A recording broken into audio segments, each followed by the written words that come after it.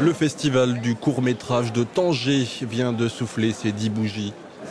Une douzaine de pays au total étaient représentés, de l'Algérie à la Palestine, en passant par Malte et Chypre, avec une sélection dans laquelle figuraient à la fois les réalisations de cinéastes confirmés, mais aussi de jeunes talents.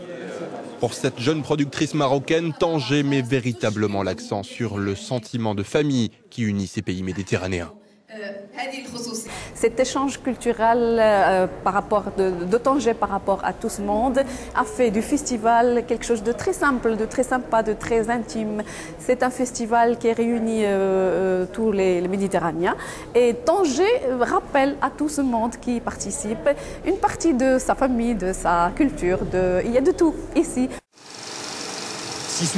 Une variété de films qui reflètent des problématiques très actuelles avec une approche aussi bien humoristique que tragique. Ce film franco-tunisien en noir et blanc dépeint de la manière la plus frontale les menaces de licenciement qui frappent des ouvriers sur un chantier de construction en France, lesquels salariés n'hésitent pas à se dresser contre leur patron pour faire valoir leurs droits.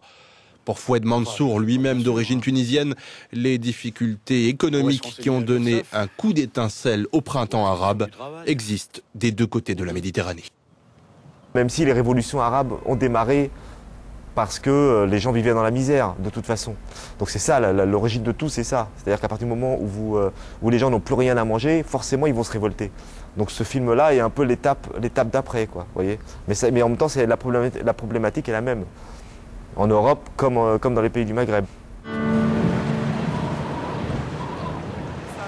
Avec son ambiance résolument art déco, le cinéma Roxy de Tanger était le lieu tout trouvé pour les projections qui avaient lieu aussi bien en journée que le soir.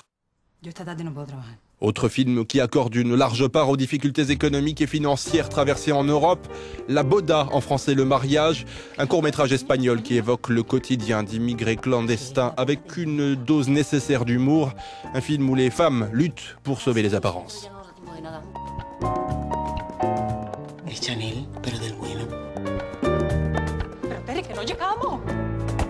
Le festival compte parmi les événements culturels les plus importants de cette ville portuaire du nord du Maroc. Qu'est-ce qu'il laisse à la ville? Il laisse certainement dans l'imaginaire et dans les souvenirs des gens qui viennent de la Méditerranée. Ici, il leur laisse le souvenir de rencontres formidables.